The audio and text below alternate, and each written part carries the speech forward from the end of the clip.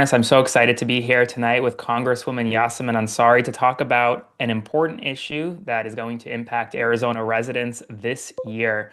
And it's important that we protect the vote right now. We have a historically unpopular president executing historically unpopular policies. Donald Trump is actively trying to rig the rules before voters even get a say. And tonight we're going to talk about why it's important to fight back. So, Congresswoman, welcome and tell us a little bit more about why we're here. Hey, Aaron, thank you so much for hosting tonight. Hi, everyone. I'm Congresswoman Yassamin Ansari. I proudly represent Arizona's 3rd District. And tonight, we have people joining us from across Arizona, but from the entire country as well, to launch a really important campaign called Protect the Vote Arizona. So we all know and we've seen every single day Donald Trump and Republicans in Congress try to rip away our fundamental right to vote and attack our democracy in real time. From the SAVE Act that could disenfranchise millions of people from voting, to Donald Trump's threats to nationalize elections and get rid of vote by mail. These attacks have been extreme. We saw the SCOTUS decision attacking voting rights as well. And so Arizona also continues to be on the front lines, because what happens in Arizona is that our Republican state legislature tends to copy all of the crazy things that Republicans here in Congress want to do. So we are seeing a massive attack on our voting rights in the state. We have Republicans trying to refer measures to the ballot that would restrict vote by mail, which has been trusted and verified and so popular in Arizona, used by Arizonans for decades. And so we are launching Protect the Vote Arizona. This campaign is very exciting and attempts to do 3 things. We are going to, first of all, defeat far-right extremist attempts to go after our voting rights in the state of Arizona. Second, we are going to enshrine vote by mail in our state constitution. And third, this is part of a broader national effort. We are building a national coalition to protect our free and fair elections across the United States. And it's really exciting, but it's also going to be a ton of work. So I'm excited to talk to you all about that. And Aaron, thanks again for hosting. We have massive goals we have to hit. We have to collect 500,000 signatures in Arizona by July 2nd to qualify for the ballot. And so we need everyone here tonight involved, engaged, because what happens in Arizona is going to set the stage for what happens across the entire country.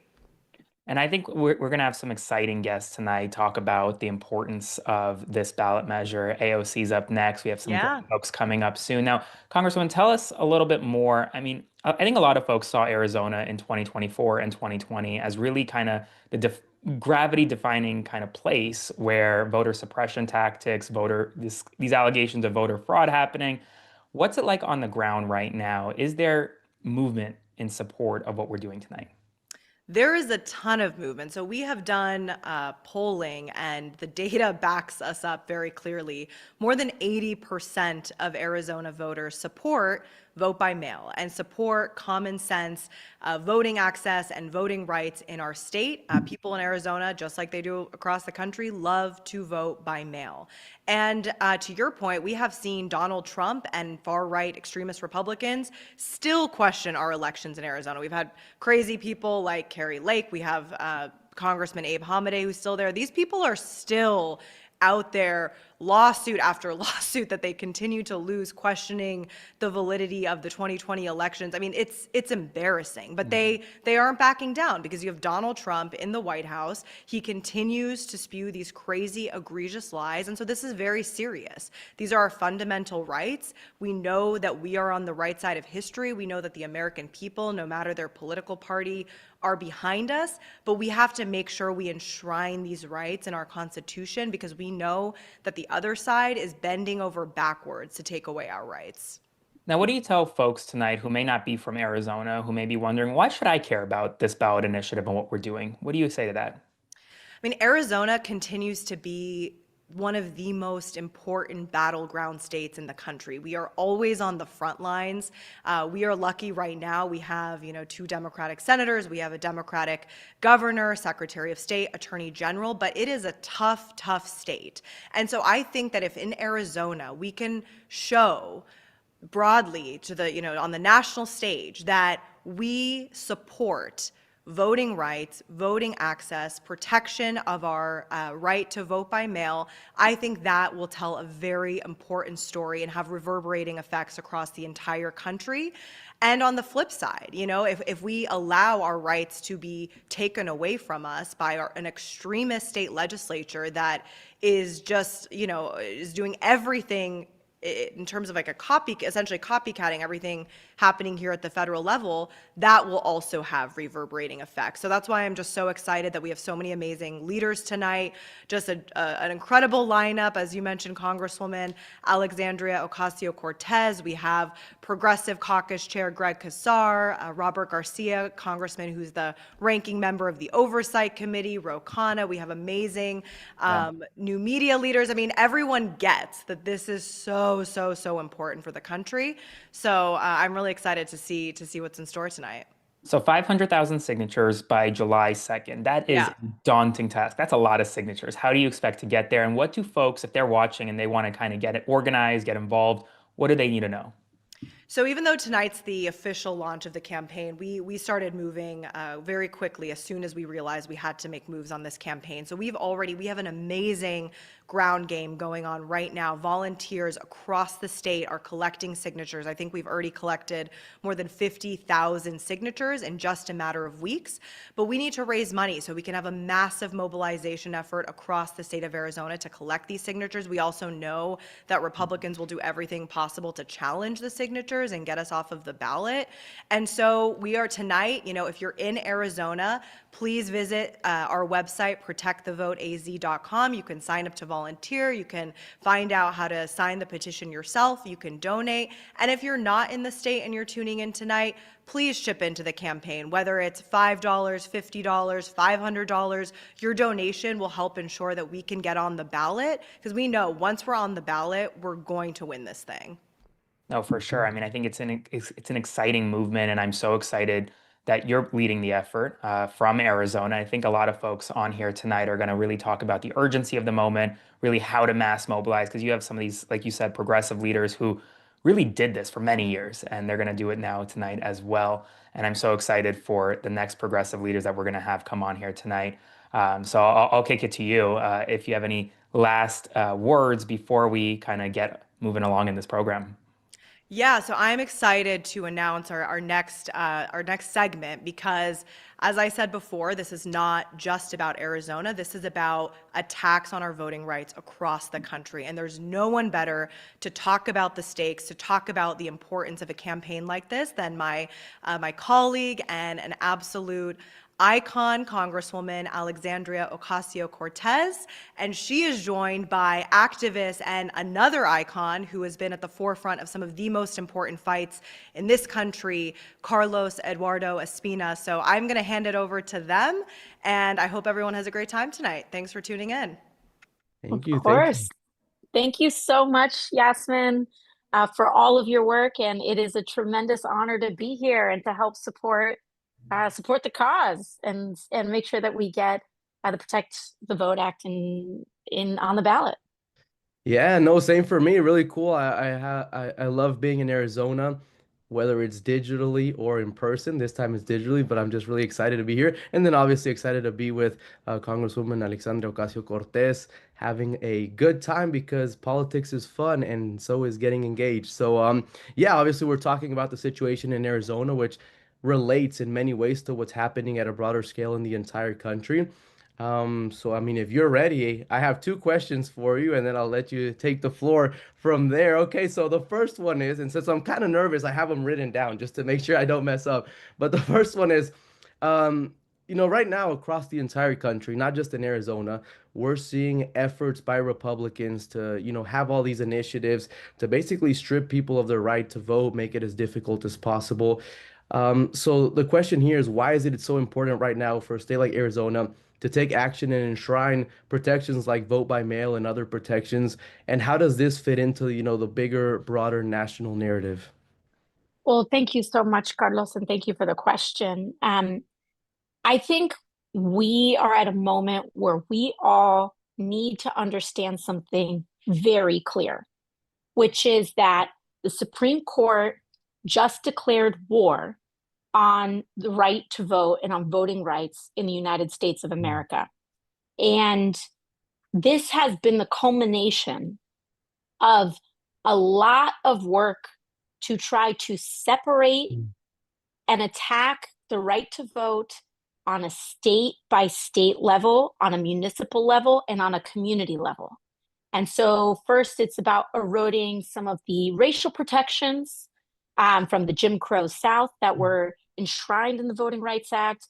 And they went after it in the South. They went after it based on immigration status. You know, if you are a naturalized U.S. citizen, they're going after women with the SAVE Act and the women's right to vote if you are married.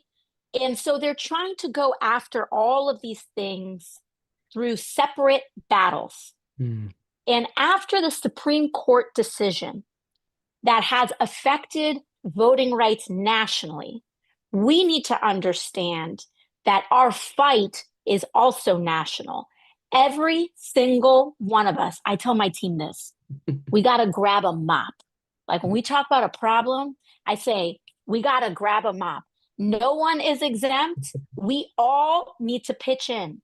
And so here in Arizona, our task is to collect 500,000 signatures to get enshrining of voting rights in the Constitution on the ballot in November. That's the task in the state of Arizona. In the state of New York, if they're going to shred districts that are protecting Black communities and the Black right to vote in the South, that means in New York, we got to grab the mop and we need to redraw our congressional districts to provide balance to any potential attacks on redistricting in the South, which Louisiana has already declared. And so we're seeing Louisiana declared that they want to roll us back. Arizona is now coming into play and say, we're going to put this forward. And that's how we really understand that this is not just about the state, this is about the United States.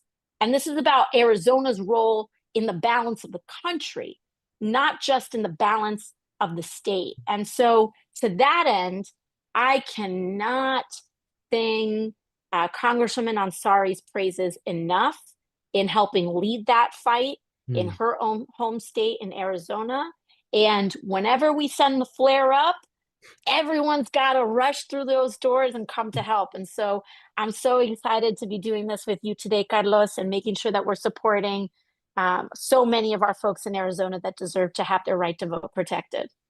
No, exactly. And I mean, it's really interesting, right? Because Arizona is a state that for many years people thought, oh, would never vote Democrat. And then it flipped. And now, we're seeing all these attacks. And I guess the question that comes to mind, right, is, when I think of Arizona, I think of, the hundreds of thousands, potentially millions. I don't have the exact statistics, but I know there's a lot of Latinos like you and me in the state of Arizona. Absolutely. And so, I worry, especially for our community who maybe doesn't have that facility of understanding the process, especially people that I speak to, which is what the content that I make every single day, trying to inform. This is going to be a very big hurdle to overcome some of this oppression that we're seeing. And so, how do you think specifically, everything that's going on in Arizona and the rest of the country is going to affect, or is affecting already the Latino community, and why it's just so important to make sure that we're able to protect these rights? I mean, absolutely. A lot of what is said in the voting rights space is that, as you mentioned, a lot of people didn't think that Arizona would ever vote blue. A lot of people don't think that, or haven't thought it about other states in our country. But one thing that a lot of people do know in the voting rights space is that a lot of red states aren't just necessarily red or Republican. They are voter suppressed. Yeah. And so it's less that there are more Republicans than there are Democrats, and it's more that the voting rights of communities that have historically voted for Democrats have been slowly eroded over time, and it's been an uneven playing field. And so for our community, it's more important than ever. The role that Latinos play in elections is getting bigger and more decisive, and it is only going to become more decisive as time goes on. Yeah. And so we have a responsibility to protect our role in this democracy, to protect the roles and rights of others in our democracy. And that's how we care for one another, is making sure that we protect our voting rights and that we protect our say, especially in a moment like this. And what is encouraging about it is that if we weren't powerful, they wouldn't be trying to do this. Well, that's exactly what I was gonna say. You know, a lot of times I feel like these voter suppression efforts might have that dual effect, which, right, they want to suppress the vote, but there's other people who might draw motivation from it in the sense of, hey, they wouldn't be doing this if they didn't, fear what we could do if we vote in mass, if we show up and vote.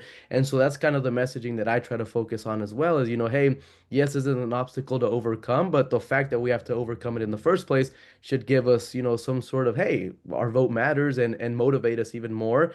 Same thing when they talk about, sending ICE agents and all these other things to the voting booths. It's like they wouldn't be doing this if they weren't scared of what they know is coming in November, which is, a change. That's what everything seems to indicate. I think that's what we're working towards. And so hopefully, we are able to have that dual messaging. Yes, we need to enshrine these rights and, fight back on everything they're doing, but also understand that it's a sign that they're scared, it's a sign that they're worried, and it's a sign that we have power. So I'm really glad that you brought that up because that's always, I feel like a lot of times it can get really negative, right? Like, oh, they're coming after our rights and they're doing all this stuff. But there's the flip side of it. If they're coming forward, it's because, they're worried of what we can do. That's right. It's that our community is powerful beyond measure, and the Mm. power of the people is powerful beyond measure. We saw that in Minneapolis this Yeah. year, right? When I started coming in, and it was people of all backgrounds Mm.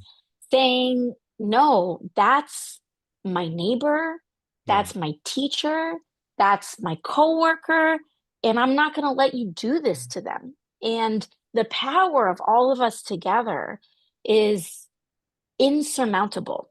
And Mm. as we saw, all of that organizing, ICE couldn't stand up to it. Yeah. And the politics couldn't stand up to it. Yeah. And, a lot of these folks, they want to awake a sleeping giant. Mm. And if they want to wake us up, pa'lante, Yeah. arriba, let's do it. No, I agree 100%, right? I think it's one of those things where they might be overplaying their hand in the sense of, hey, they think they can stop us, but these efforts, are thankfully, through events like this and other stuff that are doing, are leading to more organizing, more activism, more people, standing up and, pushing back against everything that's going on. So I always try to see these things from a more positive lens, and I think that's the way forward. And obviously, with leadership like yourself and everyone else in Congress and other elected offices who are, pushing back, and especially people who just are everyday working class people who are see what's going on and are sick of it or tired of it. And I do feel hopeful despite everything that is going on. But that said, those were the questions. I mean, we could keep talking. I don't know if like Aaron's gonna jump in at some point and be like, we have to start talking or something. But there was I mean, if we have time, there was another thing that I wanted to mention, which I'm interested to see your take, right? And it's remembering that at the end of the day, just the immense privilege that we have to be able to vote. We know a lot of people in this moment, right, who are being persecuted or living in fear don't have that same right. And so, what I always tell people is, hey, we have to be the voice for those who can. We have to stand up for those other people who perhaps don't have the same privileges that we do. And so, just really, hitting that message home so people realize just how important this moment is. Because I always talk to people who might say, hey, well, my vote doesn't matter or this doesn't matter, or, they're never going to take me into account. But it does matter. And like you said, it's being proven by the fact that they're trying to strip us of it. But bigger than that, we know that, in states like Arizona and other places, the elections are decided by 1%, 2%, even less at times. So I think that's really, if I had a closing message, it would be that just realize how important your voice and your vote is in this moment and always, but especially in this moment. Absolutely. We are difference makers. And we're even seeing in some of these special elections that are happening Hmm. how powerful and influential it is when people in places like where Mar-a-Lago is, or in places in the South, where people think Republicans would always win, there's no shot, Democrats have no shot. We are flipping in impossible places. Hmm. And the one note that I want to leave us on is we are allowed to have fun while we are destroying fascism. We are allowed to inhabit joy, and we are allowed to cherish one another, and we are allowed to celebrate our victories. And in fact, oftentimes, and I think this is also maybe a cultural thing, the side that is having the most fun often wins. Yeah. And so, yes, this is a dire time. Voting rights are being stripped. Everything's too expensive. And we will have fun turning the page and making the crooked path straight and making sure that we're turning a path towards justice, towards affordability, towards voting rights. We're allowed to do both of those things at the same time. So thank you, Carlos. Thank you, Aaron. And I saw thank Aaron you. came in, so I think that's our cue to Thank you. We're Yeah, getting played off. thank you so much, Congresswoman, and thank you, Carlos, for joining us. It's a perfect segment to kind of jump into our next segment, which is really talking about how to mass mobilize. And I'm so excited to introduce three real fighters in this space: Congressman Robert Garcia, Congressman Greg Casar, and Jack Cottrella, who's going to be leading the conversation with the two members of Congress.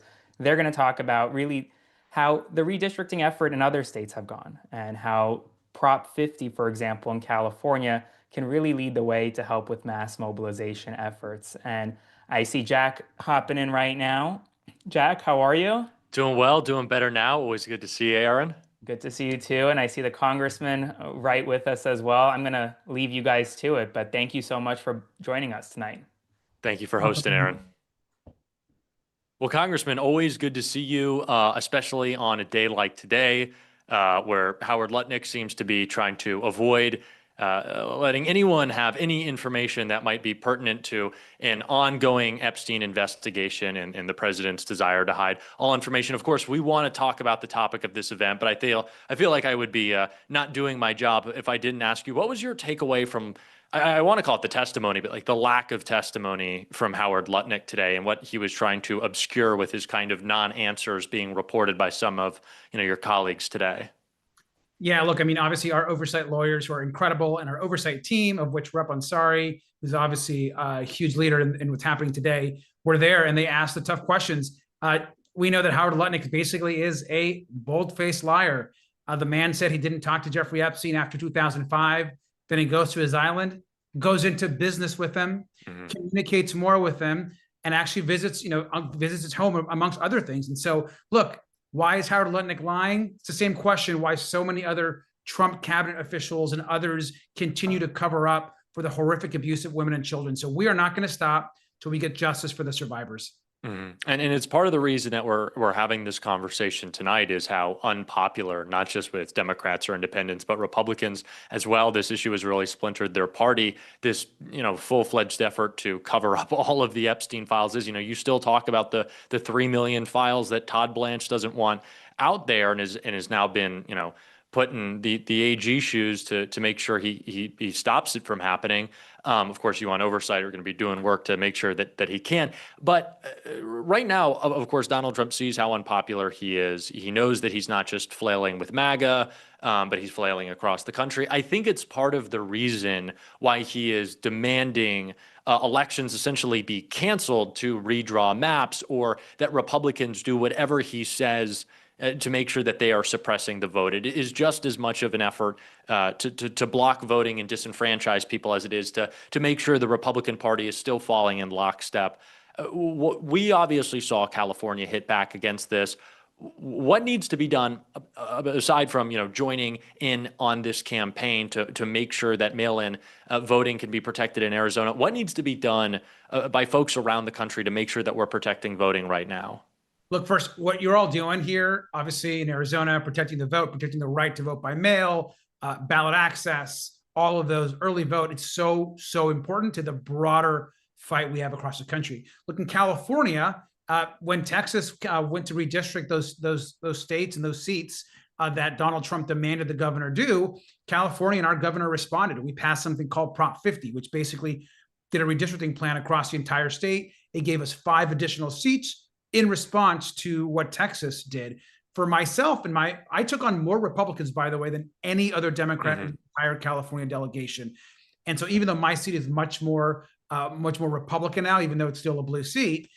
We have to take those sacrifices and take those risks for the broader good.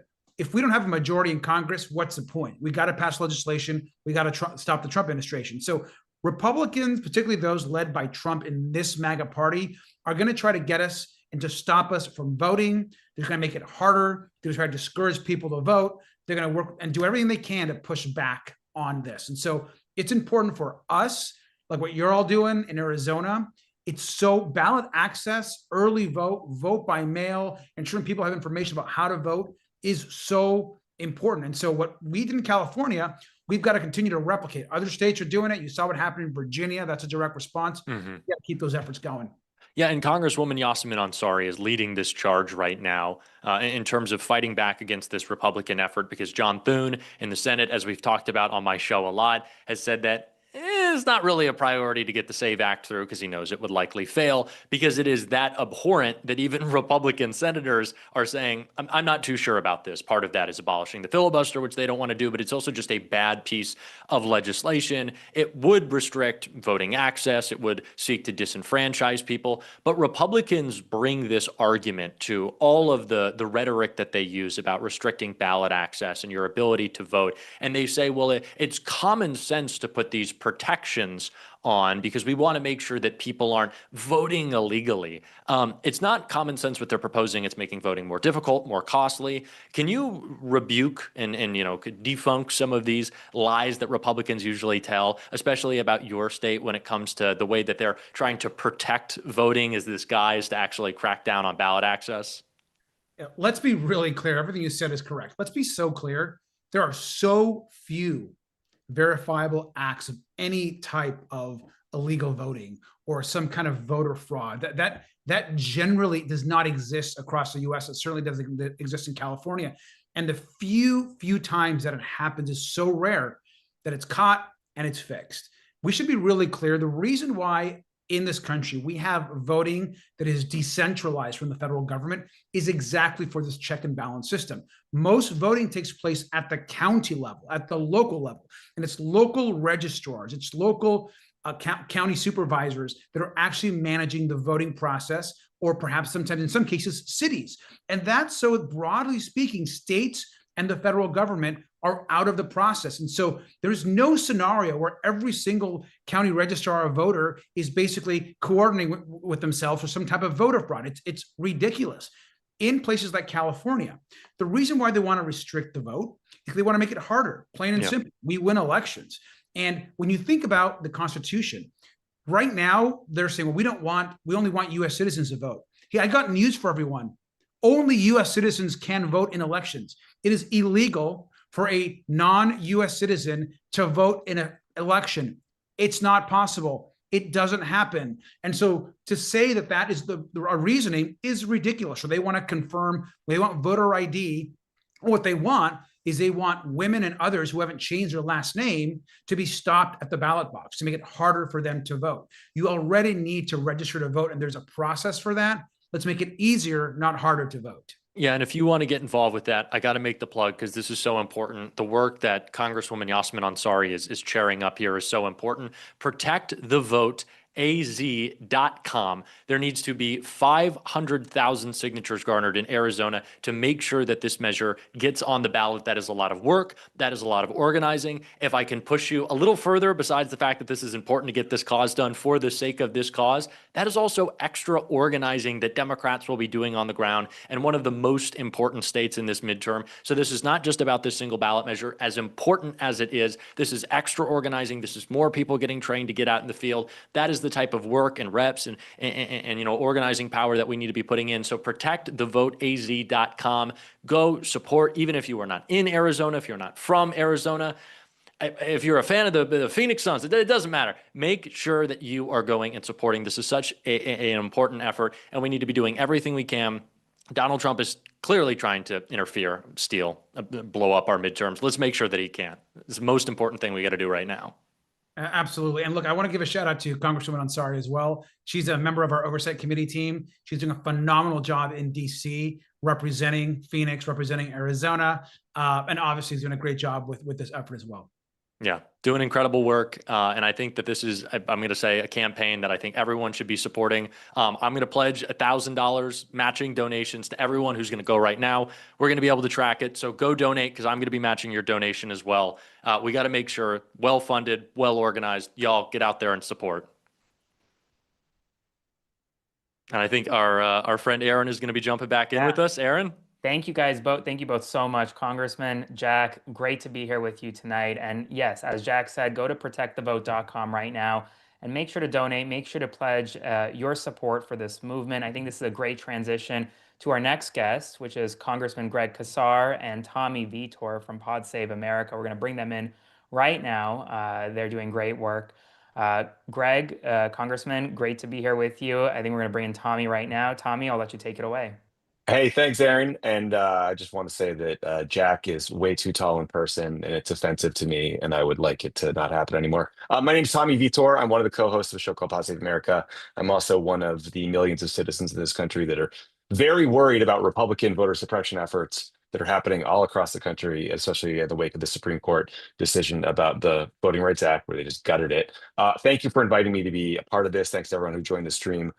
We are joined today by someone who's been on the front line of these fights, fighting against the Trump agenda, fighting against voter suppression, fighting against gerrymandering. Congressman Casar, thank you. It's great to see you.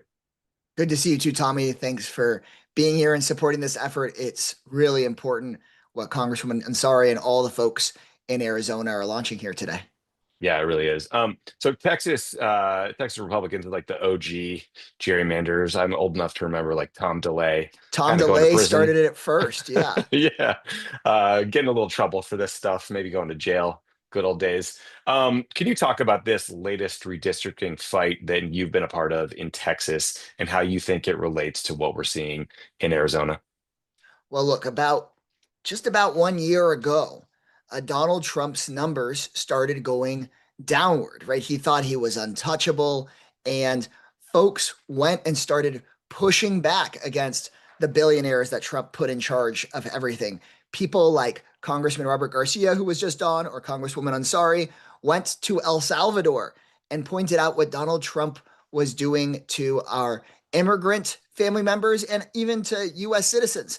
And it started to turn the tide on what Donald Trump wanted to do with the country. So what did Trump do? He said he couldn't win, so he decided to try to cheat. He called the governor of Texas and said that he's entitled to 5 more seats in Texas. And that is when we started to see, always first, Texas is where we see what the right wing is going to try to do to suppress voters first. And so they decided to try to carve Texas up. I was already in a very gerrymandered state. They decided to put that gerrymandering on steroids. And while it was a place where they did that damage and were successfully able to pass that map and get this corrupt Supreme Court to let it go into effect, it's also where the backlash began. The backlash in Texas led to backlash in California. That is why Prop 50 was able to pass in California, because what they did to Texas, it fired voters up in California and in Virginia and beyond. And what I'll tell you before we get into any other questions is, look, part of the reason that Donald Trump did this, and what I heard from Republican colleagues in Congress, was they said, essentially, the Democrats are Mr. and Miss Responsible. We're Boy Scouts and Girl Scouts, and we're not going to punch back, right? They can change the rules and cheat, and we'll keep on playing by the old rules, right? They'll bring 7 players onto the basketball court, and we'll keep on playing with 5 over principle. And thankfully, we recognized in this moment that there is nothing good about that, right? That we have to be willing to fight fire with fire. And I think ultimately we've got to be able to do is to say, we will strike back in other states if they keep gerrymandering in some states, but then with the promise of, if we take back power, banning gerrymandering nationwide, ending super PACs, crushing this kind of corruption and voter suppression, and creating a system where voters decide who their politicians are rather than the other way around. Well said. Yeah, I mean, as you said, the Republicans started this fight, this mid-cycle redistricting fight in Texas. California responded. Gavin Newsom, mopped the floor with Donald Trump here in California, where I live. But now we're off to the races. There's this tit for tat cycle. It's not at all clear when it will end. How do you think progressives in Congress think we should respond to these gerrymandering efforts going forward, in particular, in the wake of the Supreme Court's ruling that just gutted the Voting Rights Act? Look, we have to recognize that the Republicans will change the rules, that the billionaires don't, they don't say, well, this is the way that things are, and so we're just going to leave it that way. We're willing to overturn Roe v. Wade. They've been willing to overturn the very parts of the Voting Rights Act that people like MLK marched and died for. They're turning back the clock on things that we thought we had won 60 and 70 years ago. So we have to be just as ambitious in our quest for good as they have been willing to be in their quest for sending us backward. In my view, if we need to both hold Donald Trump accountable, show how bad he is, but then also have a positive vision for people, show people what Democrats are for, show people that we believe that you should have an affordable life, be able to take care of your kids, pay for housing, your childcare shouldn't cost as much as your rent payment, your mortgage payment does, be able to save some for retirement, take a little bit of vacation, have your basic rights back, and win on a positive affirmative platform. But then when we have power, be willing to use it, not have the filibuster in our way of passing civil rights, not just let the Supreme Court do whatever it is they want. Take on those powers that be and pass the John Lewis Voting Rights Act, permanently ban gerrymandering. Do something with that power when we have it, because I think voters are looking for that kind of strength from us. And if we don't, we can see how much worse things can get. Yeah, amen. And it could always get worse, as we've learned in the Trump era. Well, listen, I think that is all the time that you and I have here. I just want to say thank you to everyone for joining. If you live in Arizona, make sure you sign the petition to codify this fundamental right to vote into the Constitution in Arizona. You can do that at protectthevoteaz.com.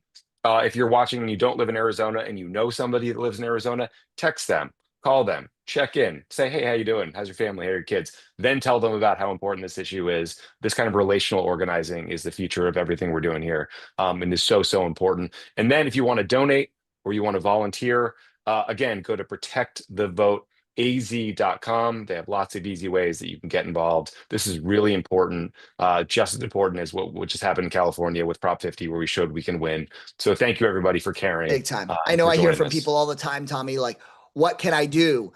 And this is something that you can do in Arizona. I know a lot of folks feeling like, what can my elected officials do? I've found that it's everyday people, like the folks that can sign a petition in Arizona, or go vote in California, or go march in the street in Minnesota and Minneapolis after what ICE did there. It's the people, I think, that are going to get us through this. So this is something you can do. Amen. Well said. Well, I think, Aaron, we'll be back to you now. Yes. Thank you both so much, Tommy, Congressman Katsar. Great to have you both tonight. Thank you. Like Tommy said, make sure to go to protectthevoteaz.com right now if you can.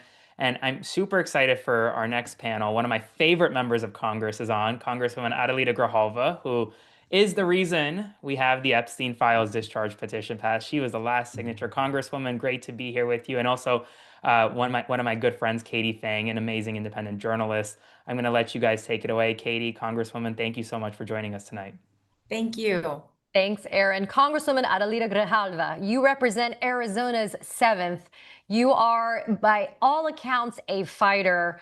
I wanted to make sure we had this conversation because people need to know where you just came back from. And the reason why it's incredibly relevant to making sure that we keep a strong stance against these ridiculous draconian immigration tactics that we have seen from Republicans. So Congresswoman, would you just let people who are tuning in right now understand where you just came from and why it's so important to make sure that we have the right representation? Well, I'm Adelita Grijalva, and I proudly represent Arizona's 7th congressional district. So we have the 300 miles with the U.S.-Mexico border right here in this district. And I just came back from Dilley, Texas, and was at that detention facility. And it is the only facility in the nation that houses moms and children, families, in theory, together. It was traumatizing. And I think that once you go to any of these spaces and talk to people, see what is going on, you can't unsee it. And it is our responsibility to protect people in our communities. Like the DACA student that is in detention waiting, a professor and her husband, also a professor, where DHS just pulled their security for no explanation whatsoever. A mom who has an 8-month-old baby in NICU, like right now, and cannot get a hold of her husband to find out what's going on. Those are the stories that we, like when you go in there, they're ready to tell you, and all they want is for you to be able to help them. It is something that it breaks your heart. I can't look at these moms in the eye and not cry with them, because I think about, what if that were my baby? What if that were my niece, my nephew, and I couldn't help them at all? And that's the kind of stuff that what we're trying to do here with this Voting Rights Act is really is the elimination of the Voting Rights Act by the Supreme Court is going to devastate communities of color, marginalized communities more than any. And that's my community. That's the one that I represent, and I've probably lived in my whole life. And this is the reason why we are spending time talking about Arizona specifically. Arizona, I want to remind people, has had a very unique space when it has come to voting. Arizona, since 2004, has been a show your papers state. And then it also recently had citizenship purge laws enacted as well. So Arizona is already operating from a place of stricter, right, voting enforcement and restrictions. And so for Arizona to now be facing the possibility of having illegal gerrymandering and redistricting, when Arizona has an independent redistricting commission that should be allowed to do what it's supposed to do, but we've seen how they're going to try to change things because of the Supreme Court decision. So Congresswoman, you know, this is your state. This is your home. How important is it for people to understand that protecting the vote in Arizona really is the epicenter of us having to focus on things right now? Well, what we see, especially in Arizona, is that this is where these horrible laws come from. Yeah. Like we're the petri dish of what these look like English only laws and attacks on people, and, you know, stereotyping people and targeting people because of what they look like. That's something that's been a reality here in Arizona, and especially Southern Arizona, for a very long time. So here in Arizona, Latinos make up about 32% of Arizona's population, and only 2 of our 9 congressional districts are majority Latino. So we know what it looks like when you don't have representation, because we've already been gerrymandered. So this gap shows that representation can fall short when communities are divided or diluted. And that's what the Supreme Court decision wants to do, period. And we've had an independent redistricting commission here in Arizona. I was a part of it for a period of time, but instantly when the Supreme Court decision came out, we had state lawmakers here in Arizona ready to change. And that's the kind of pushback that we have to protect this space, because it's just like proposals like the SAVE Act are going to make it significantly harder for eligible voters to register and to vote. And then we hear, you know, this threat from Homan just recently about, we're going to put more force into your communities, especially those Democratic communities that, you know, are showing like we're welcoming to people. They want to make sure that you know, the presence is felt there, and it's all about voter suppression. Well, and you and I speak Spanish, and there's a phrase that I like to use, no hay pelo en mi lengua. There's no hair on my tongue. People know that you and I are straight shooters, and that we are incredibly honest and transparent about what's going on. It's about the racism, okay? You came from Dilley, you know, you talk about how, you know, and it's so important to keep the immigration issues front and center, because I think they want to flood the zone and they want to overwhelm us and not have us pay attention to the fact that these family separations and these horrible detentions are going on. But the racism is the root of this, just like the anti-immigrant rhetoric we hear from the Republicans because of this Trump regime. They don't want brown and black people. They don't want people like me, Asian Americans. They don't want us to have voices and to have agency to be able to vote, to change our lives. And so why should we be making sure that we stand strong right now? Because I feel like if we just, you know, look at what just happened with the Supreme Court and say, you know, there's really nothing left for us to do, that we're just sealing our own fate. And that's not how we're built. No, and we can't do that. We have to give people hope that there is a way out of this. Because if we just give up and lay down and say, you know what, things are going to happen the way they're supposed to happen, they win. Because if we keep to the same rules that have been established, Republicans know that they're going to lose. That's why they keep changing the rules. That's the only reason why we're in this situation right here. They know that our message is resonating with people, and we have to continue to organize, fight back, protect the right of every American to participate in our democracy. That's the way it should be. So that's why all of us are here tonight. That's why we're here. And Protect the Vote AZ is a way for us to get involved. ProtectTheVoteAZ.com, you have to go there. You have to volunteer, because as one of the people that is here representing Arizona, Arizonans, we know our power.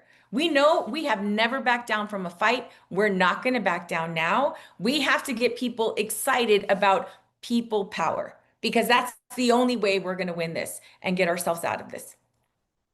We also need to get 500,000 signatures from Arizonans by July 2nd on a petition. Congresswoman, we're having this conversation. It's being broadcast all over the country, all over the world. People are tuning in and they understand and they hear us, but especially to those that are in Arizona, how important is it for them to go and sign this petition by July 2nd?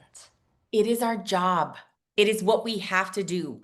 This is not a joke. Protecting our democracy and right to vote, the ability to be able to vote by mail, the ability to not have to show a passport to vote, that's what's at stake here.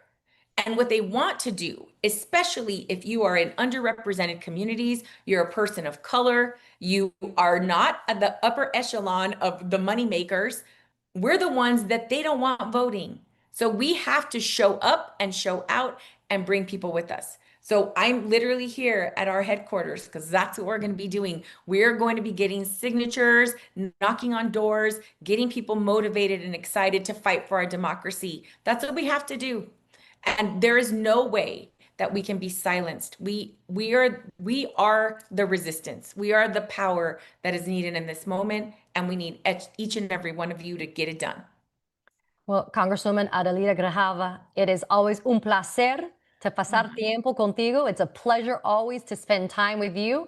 Aaron Parnas is here to be able to escort us out of this Zoom room, but I just want to say thank you. Go to protectthevoteaz.com and make sure that you get involved. And if you're in Arizona, you heard the Congresswoman, she told you it's your job. You got to get that signature on that petition. Let's do this. Hasta la victoria. We can get it done.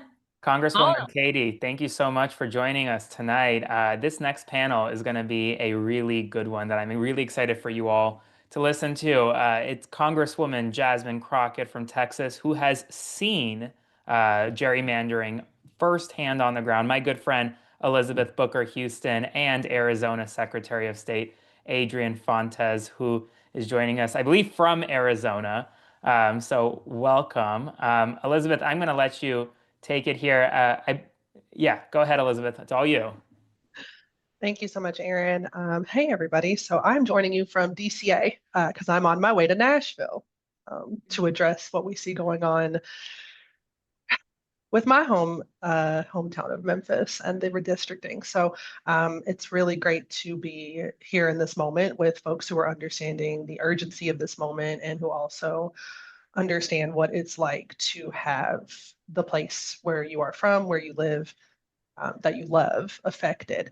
And so with that, I really want to kick it off with you, Congresswoman Jasmine Crockett. Welcome to the live. We saw a lot of what was happening on the ground in Texas. And, you know, I got to be there in Austin watching what was going on with the gerrymandering in Texas.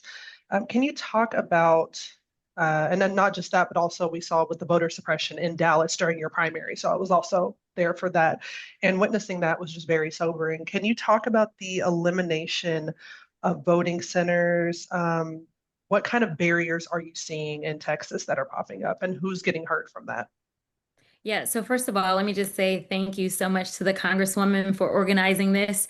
Obviously, I don't represent Arizona, I represent Texas, but you just heard from the incomparable Adelita Grijalva. And obviously, we have the Secretary on as well. But I just want to say this. The reason that I'm on tonight is because what impacts one impacts all. It is time for us to get out of these silos of this ain't my business, this ain't my state. Unfortunately, most bad ideas come out of Texas. Whether we look at what the Heritage Foundation did as they went after quote unquote CRT and introduced those bills, or the heartbeat bills, or the voter suppression bills. This didn't happen overnight. This is something that they have been working at from the gerrymandering and working that through the courts. We know the Shelby v. Holder case was so integral in making sure that the southern states, which historically had been found to be intentionally racially discriminatory, they were able to get away without having Big Brother oversee them when they got rid of Section 5. And as soon as they got rid of Section 5, we saw what they were trying to do to our districts. Listen, I've been engaged in litigation against the state of Texas since before we got these lines, because the lines that I currently serve in are disproportionately impacting people of color. So let me just frame it like this. As Elizabeth said, she's off to Tennessee, and I want to make sure that she gets to the secretary. The reality is that they have gone for the jugular on everything. When they decided to stack this court and deny President Obama his rightful appointments, that was all part of a larger scheme. When they decided that Section 5 was going to be gone, which Justice Roberts was so very happy for that, they weren't going to stop there. They have been going after Section 2, which was basically the last thing that we had standing. And to be clear, Section 2 was doing nothing more than elaborating on what it is that the Constitution says.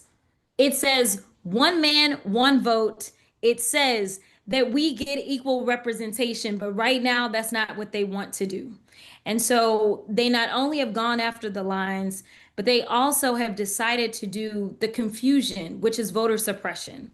Whether it's changing the laws and going into all the different courts, it confuses people, or starting to say that certain things are now criminal, making people get nervous about participating, especially people that are the sole providers of their families.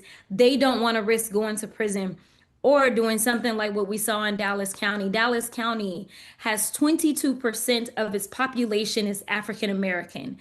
It was not a coincidence or an accident that they decided during the primary for the Senate race that I was engaged in, where it just so happened that a Black person was on the ballot, that they were going to target Dallas County.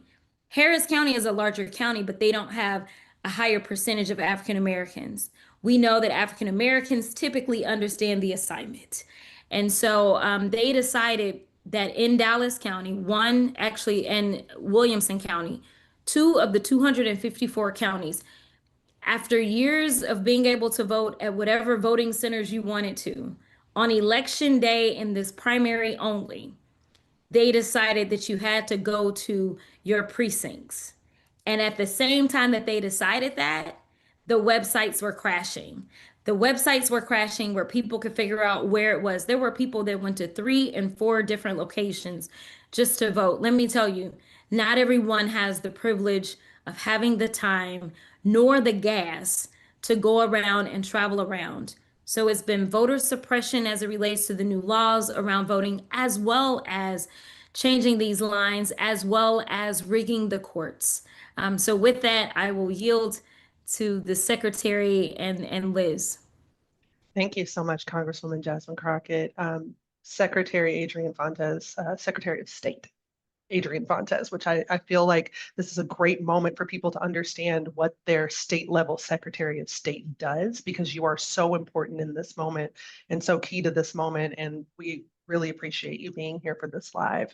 Can you talk about some of the challenges that your administration is facing, and what it is that you hope to do or plan to do or will implement to try to make sure that we protect Arizonians? Is it Arizonians? I always feel like I question myself. Okay, good. Arizona. What will be done to protect their right to vote? Yeah, it's just Arizonans. We don't need extra vowels. We already put the AZ in crazy, so we're good to go here.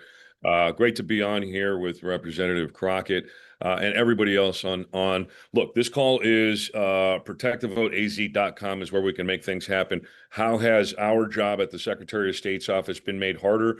We have had to deal with unjustified and not based in evidence challenges to one of the best voting systems in the United States of America. We have ballot by mail, no excuse absentee voting. We have 27 days of early voting here in Arizona, and we were the first state to implement online voter registration.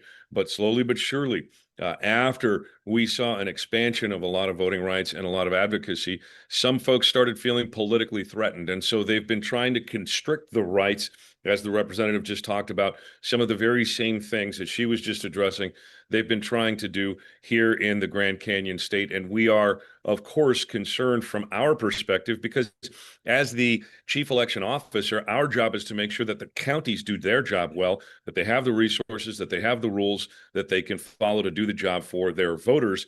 And when you're in an environment where the rules are always shifting, there's lawsuits all over the place for no really good reason that are actually going to hurt voters. That becomes not just a distraction, but it makes it difficult for those of us who do this work on the ground.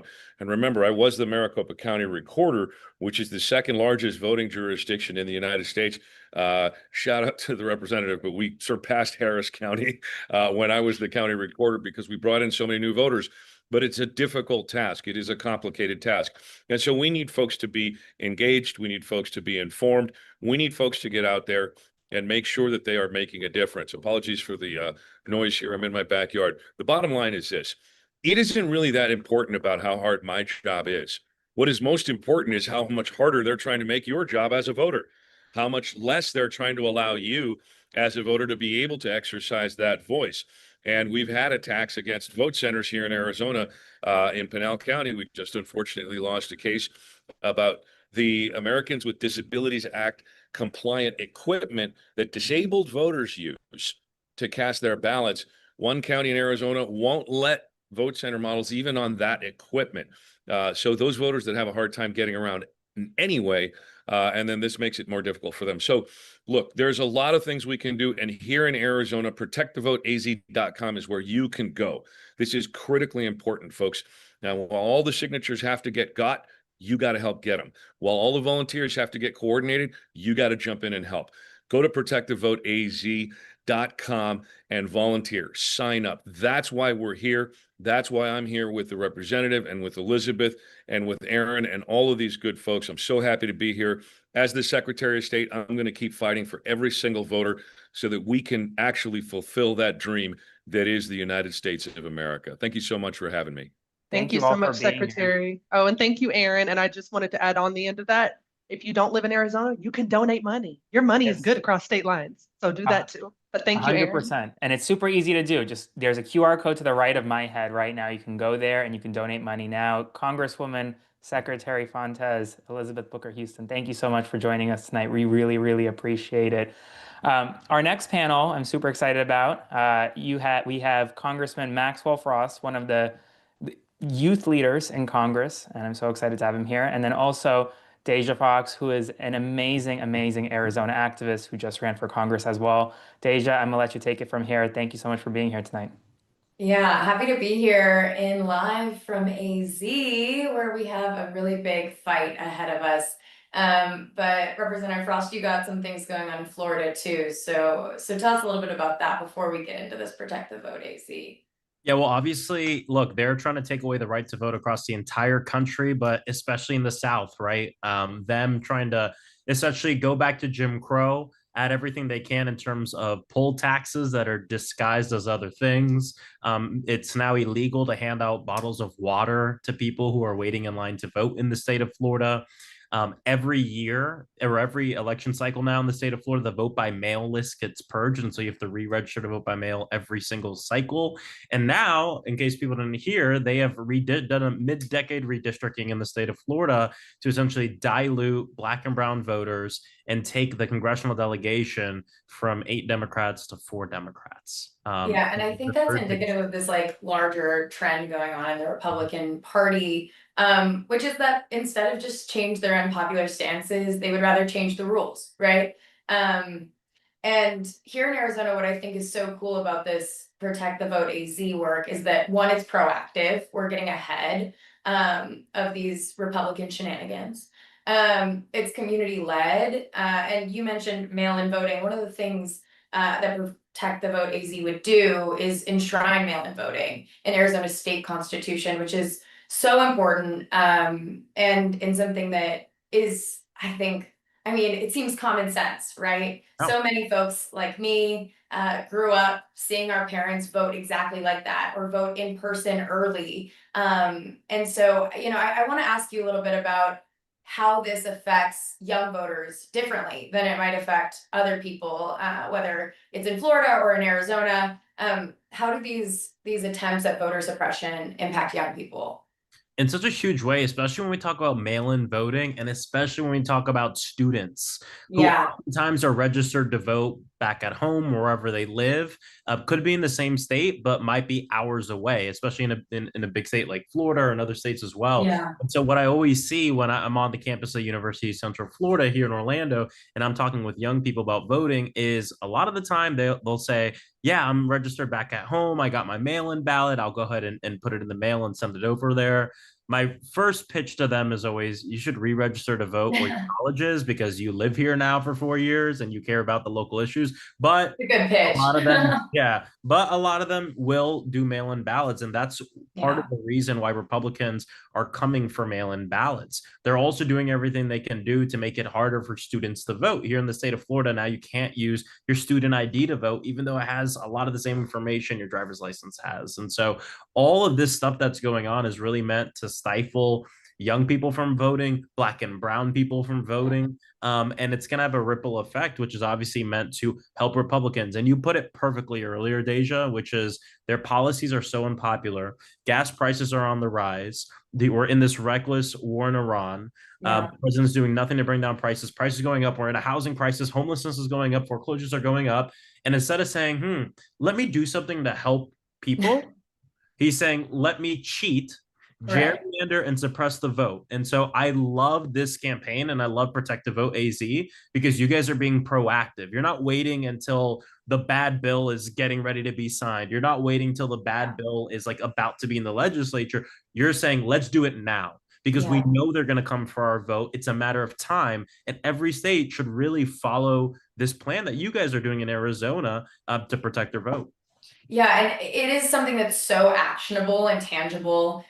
We need 500,000 signatures by July 2nd, which might seem like a lot. But the ballot initiatives I've been a part of here in Arizona, when you knock somebody's door and you tell them this common sense thing, right? That you want to make sure that young people can vote, that you can vote by mail, that you can vote early in person. People are really willing to, one, open their door, two, talk to you, three, sign. So a little call to action before we come to the end here. If you haven't signed and you're an Arizona voter like me, make sure you do.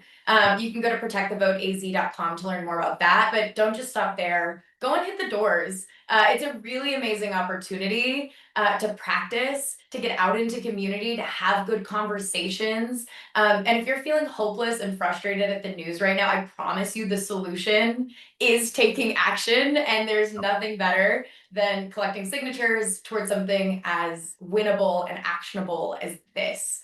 I want to share Asterix's personal story that I left Arizona for college. I went to the East Coast, and I absolutely was a vote by mail queen. And if I hadn't had that option, I was a first gen low income student. Ain't no way I had the money to fly back home to vote, right? That just wouldn't have been a possibility. And that doesn't mean that our young folks shouldn't have the opportunity to have their voice heard or be a part and participant in their communities.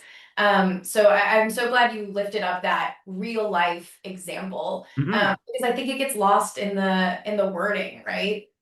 Yeah, 100%. And like from an organizing perspective for people listening, ballot initiatives are fun. Right. They are that girl. People love a ballot initiative. I remember as an organizer, like fresh out of high school, all the campaigns I worked were for candidates. And like, we love candidates. Whoa, watch out. Yeah, we've both been candidates. Yeah, Right. debates are great. But I will tell you, it's easier to knock doors for an issue. Exactly. It's And the true. cool thing, I just remember my first job, not for a candidate, was working for Amendment 4. I was the field director. Yeah. And Amendment 4 was a ballot initiative to get people with previous felonies the right to vote in Florida.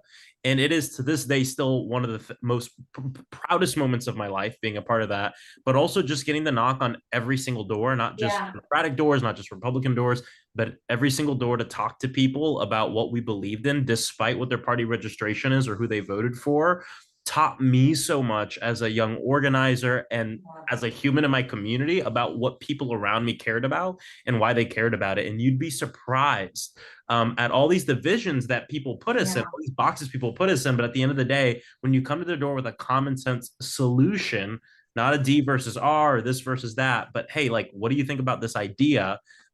People get excited, and that's a really great way to build power in your community. So when you're out knocking doors for this, I mean, it is honestly one of the most empowering things to do. So definitely sign up. Don't exit out of this live stream until you've made the commitment to do something to win this campaign. If you're in the state, you should go knock doors. If you're just around the state, you should also go knock doors. If you're very far away and you can't get over there, donate money. Donate money. It's all going to be helpful in protecting the vote. Buy water bottles for some door knockers. It's Yep. hot out here. We're over 100-degree days already. But that's never stopped us before. A dry heat or humid heat? What's better? You know what they always say, it's a dry heat. So get out and knock the doors. But I couldn't agree more that outside of what we see on the news, right, in these debates, or TikTok and our algorithms, when you really get out at your doors, when you get out into your community, when you talk to your neighbors, we agree on so much. And this Protect the Vote AZ stuff, when it comes to mail-in voting, when it comes to voting early in person, common sense voter ID, this is something that you and your neighbors agree on. And so if you're looking for some hope core right now, if you're looking for some common ground in a moment where it feels like there's not much, this is the place to find it. So don't let it pass you by, I know I'll be signing up to knock doors. Hopefully I'll get to see some of you out there. Maybe we can get a little crew going. But we can't unless you sign up to volunteer. So go to Protect the Vote AZ, make your commitment to get out there, sign if you haven't already. And if you're in another state, like we said, pitch in some money. Folks need popsicles and water bottles. Literature, all of it. What is the other one? What else do we need at the doors? Literature. Literature. Right, of course. What else, Aaron? What do we need at the doors? Literally just your presence, right? Like, you got to get out there, get on the ground, make your voice heard. Go do it. Deja. That's a sweet answer. You're like, your smile, your energy. Yes. We're going to have a fun time. Deja, Congressman, thank you so much for joining us tonight. Thank you. Thank Talk you. to you soon. I'm excited for this next panel. This next panel, we're going to talk about how this ballot initiative is going to impact not just folks across the country in a national way, but also folks specifically in rural Arizona and tribal nations. We have House Minority Leader Oscar De Los Santos joining us, Gila River Indian Community Governor Stephen Rowe Lewis, and my good friend Jolly Good Ginger, who has been really fighting the good fight here in the DMV area. So we're going to bring them in momentarily, and we're really going to talk about really the urgency of this mobilization effort and the reason why folks need to go to protectthevoteaz.com or click the QR code to the right of my head, because there are so many barriers to access right now for folks across the country to get to the voting booth, to get to the ballot, to make their voices heard. And what we've seen over the past week is they're trying to make it harder. They're trying to make it harder to vote, especially for folks who in Black and brown communities, in rural communities. They're trying to make you drive further. They're trying to gerrymander these seats across the country. And so that's why what we're doing tonight in Arizona is so important. So yeah, I mean, I think we're gonna, let's bring in Jolly and the rest of them right now if we can.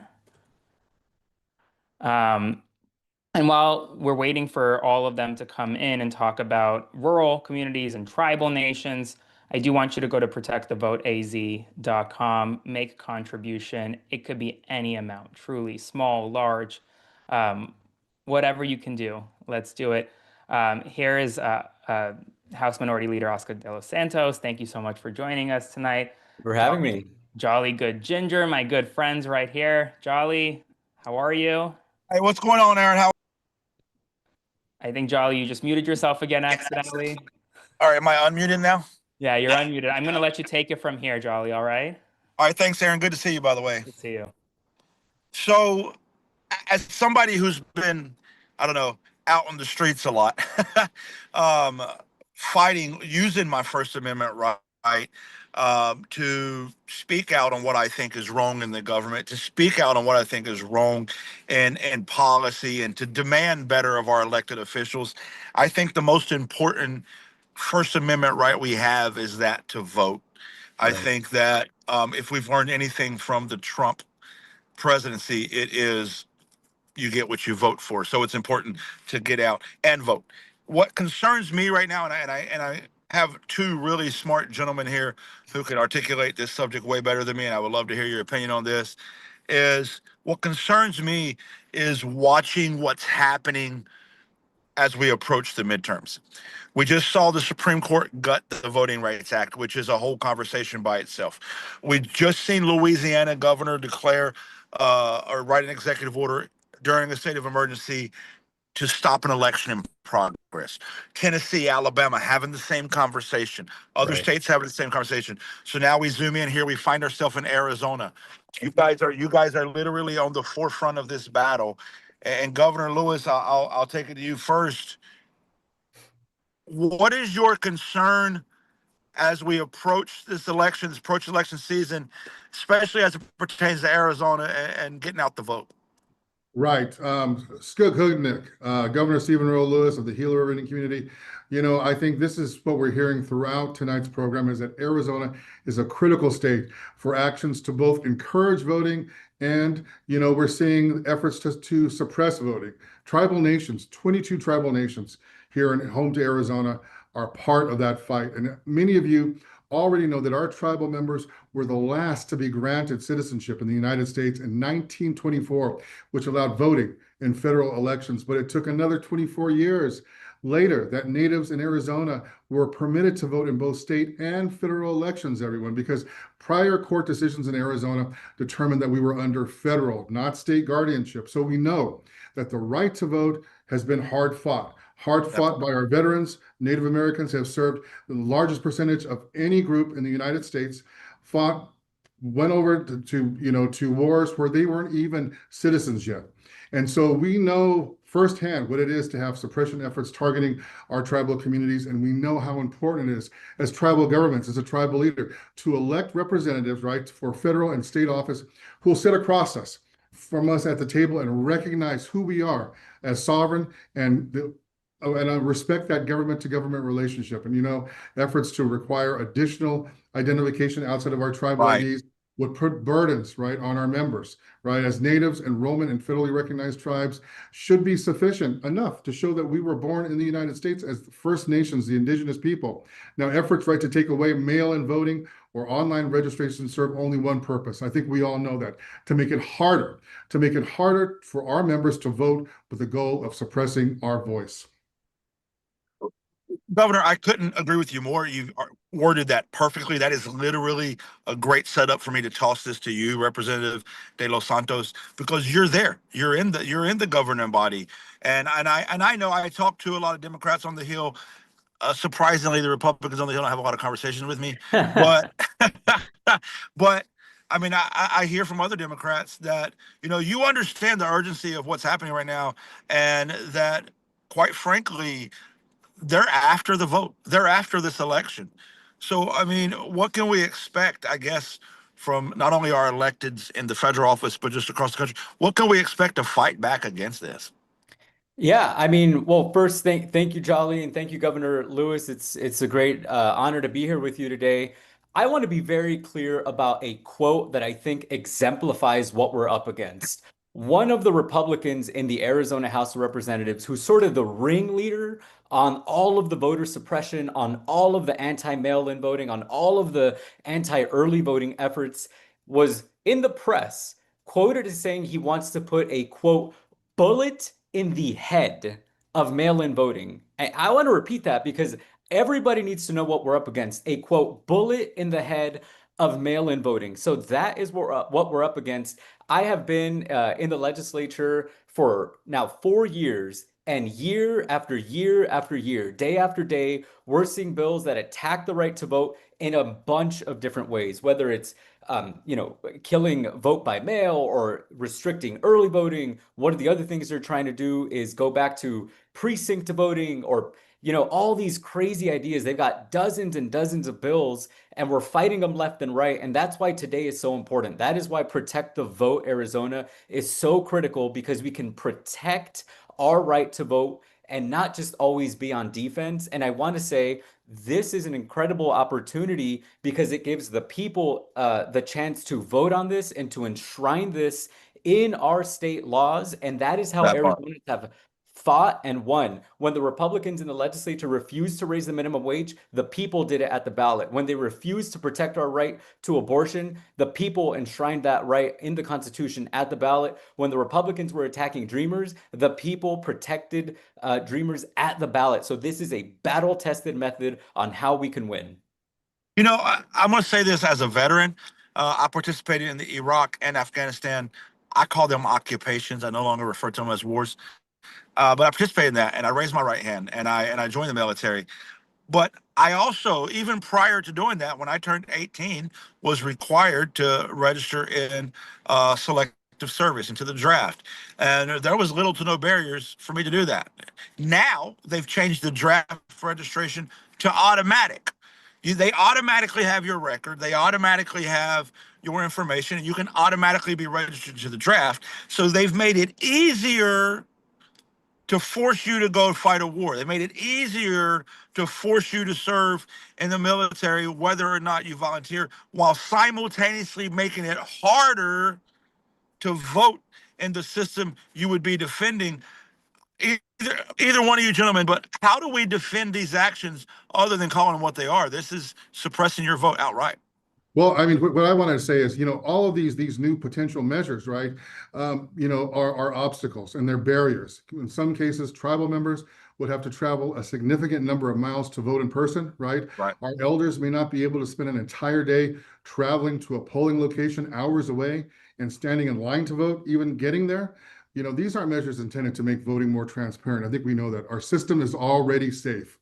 These measures are intended to suppress our voice and to have those decisions of representation made by others. And that's why we're here tonight. So, we have to work together. All of us here tonight, all of you participating, we're relatives here.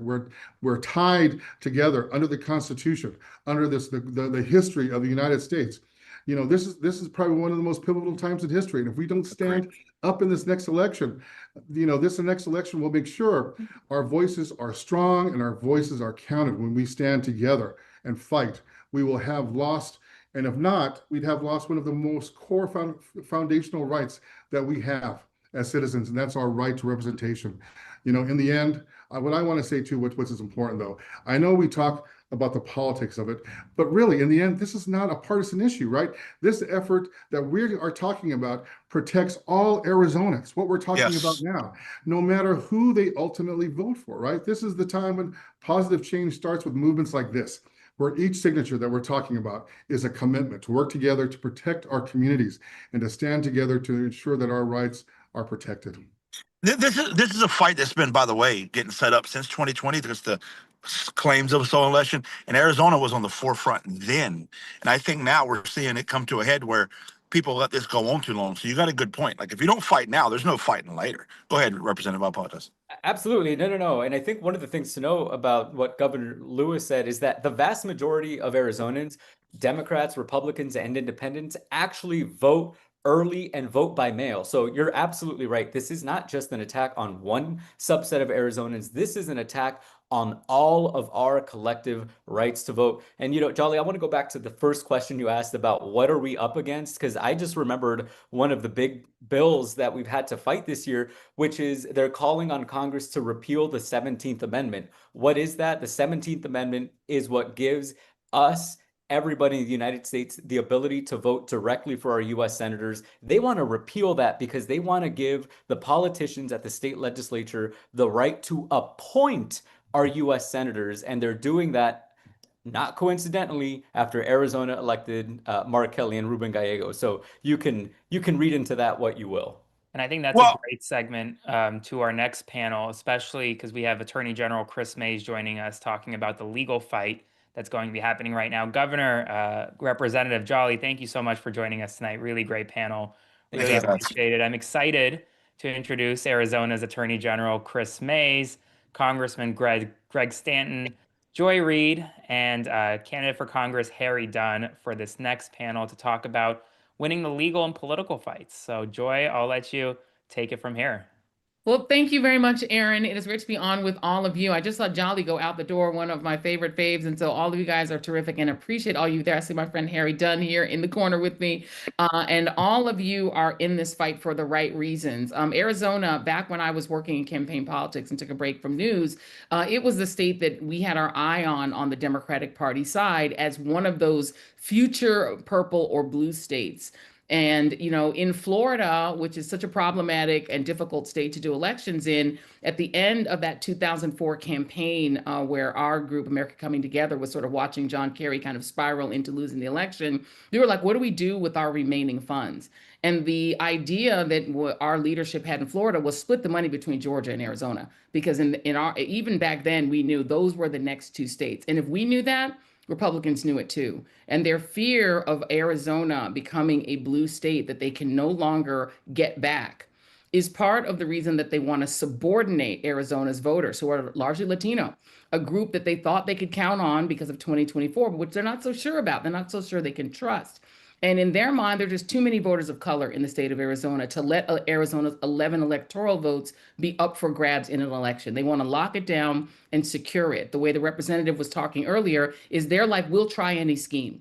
We'll try a scheme where we can end, the direct election of senators and make it so that all we have to do is win one statewide election, have an appointed two appointed senators. Option two is the Supreme Court, where Sam Alito and John Roberts have not only vivisected the Voting Rights Act, essentially turned Section 2 into a zombie and unleashed unlimited partisan gerrymandering so that Republicans can keep permanent control of the Congress by essentially eliminating Black representation in the South. The next thing on their docket is to eliminate the idea that if you have an absentee ballot that is postmarked before Election Day, and it's mailed out and arrives after Election Day, your vote is supposed to count. There's a Mississippi lawsuit saying, no, it should not count. And now, if that goes through, as I expect it will, I believe that the litigants, the Republicans, who I think are coordinating these cases in front of the Supreme Court, they'll probably win. And that means all the regime has to do is control the mail. If you slow the mail down, all of a sudden, all those absentee votes don't count. Because Sam Alito or John Roberts or Clarence Thomas or one of them is going to write a ruling saying that your vote does not count unless it arrives at the election office by Election Day. This is a try everything, everywhere, all at once strategy to prevent accountability. Because what Republicans, including the 6 Republicans on the Supreme Court, who, let's be clear, are partisan actors, not dispassionate interpreters of the Constitution, they have to ensure permanent Republican control, because if anybody in this country at the national level goes into the hands of Democrats, if Harry Dunn wins his seat and he becomes a member of the majority as a Democrat in the House of Representatives, there's going to be hearings. If the Senate flips and goes Democratic, there's going to be hearings. And those hearings are going to uncover more corruption by this regime, more corruption at the DOJ, the Department of Injustice at this point, more corruption, maybe by other members of the House and Senate, and more corruption potentially by the Supreme Court members themselves, Leonard Leo, their funders, all of the people who are colluding to turn this country into Gilead, into the Project 2025 nightmare. And so we have to be vigilant. And Arizona is sitting at the fulcrum of that risk for every single American of every race, creed, color, background, and even party. And even whether you're a conservative or a liberal, if you're MAGA, you're all on the menu, because a small number of billionaires get to control and get to eat and get to get rich, and everyone else gets to be cattle. So we have to fight this fight. If we can win in Arizona, you guys are well on your way with this petition to protect the voters of Arizona. We all understand Arizona to be at the fulcrum of political change in this country. It has been since '04 when I worked in politics. It still is now. Win in Arizona, and that victory will cascade all over the United States.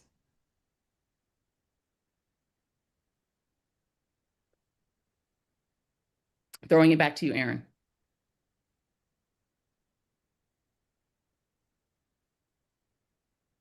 Thanks, Joy. Well, Attorney General Mays, I want to ask you, what are the legal kind of ramifications concerning a ballot initiative like this? What do folks need to know when it comes? Because ultimately, it will be challenged by Republicans if this gets on the ballot and if it passes via vote.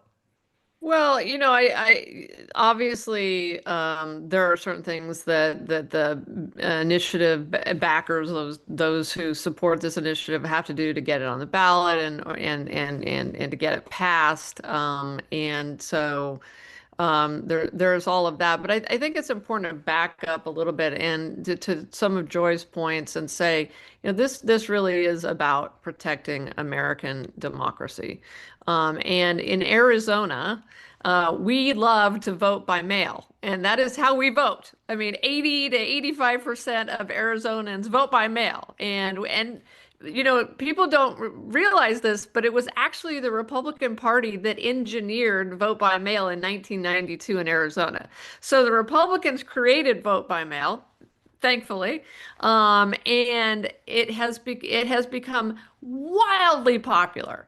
So if there is an attempt to undermine this initiative or even to defeat this initiative, I don't think anybody can defeat this initiative because Arizonans love vote by mail and believe in the right to vote early, also in person early, which would be protected.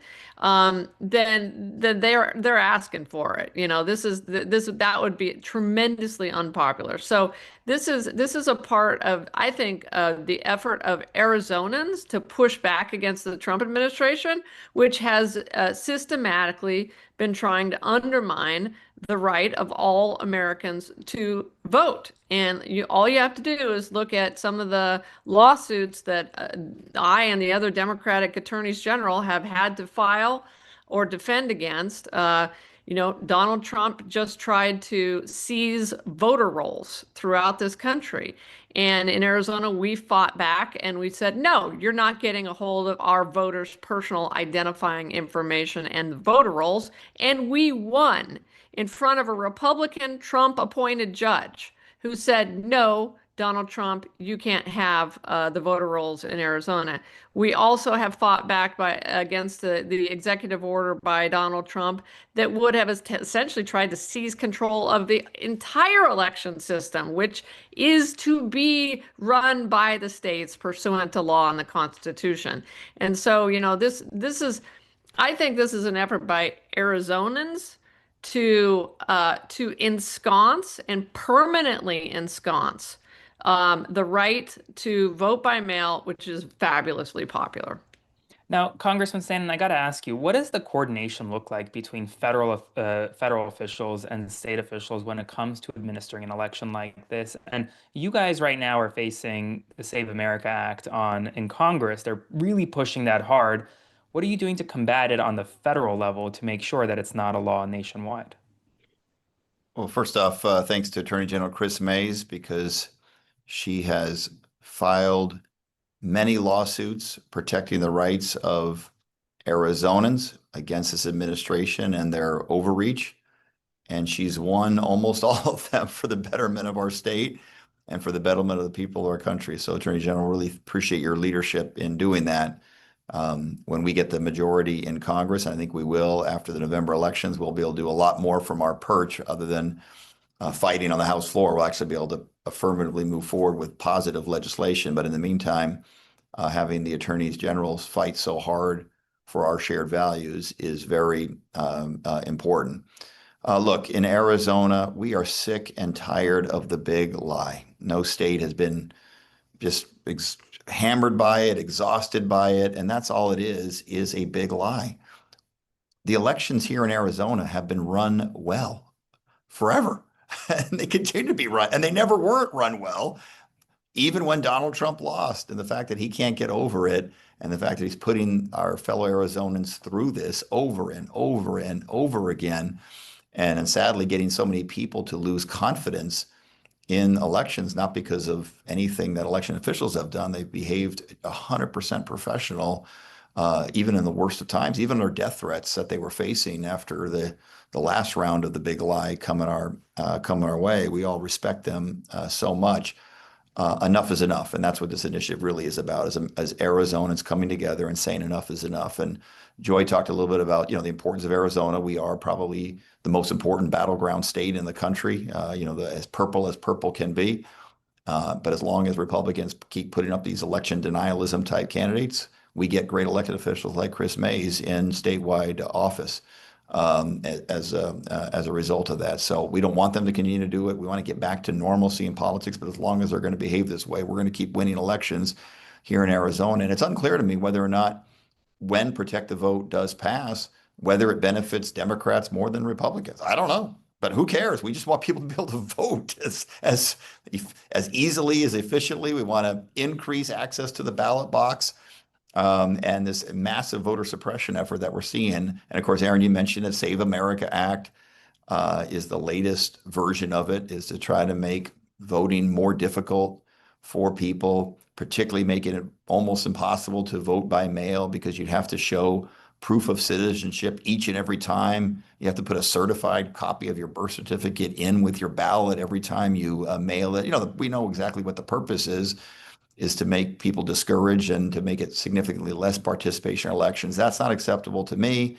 It's not acceptable to all the people on this call, and it's not acceptable to both Democrats and Republicans here in the state of Arizona. And so, the popular opinion is on our side in this fight against the Save America Act. And I don't know what, Donald Trump keeps pushing it.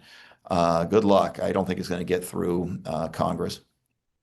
Now, Harry, I got to ask you, because the congressman made a point about the big lie, and if there's anyone who's fought against the big lie, it really has been you, whether defending the Capitol against folks empowered by that big lie on January 6th, or now running for Congress. Can you talk a little bit more about what that fight looks like from your perspective as not just a Capitol police officer, but also now as a congressional candidate?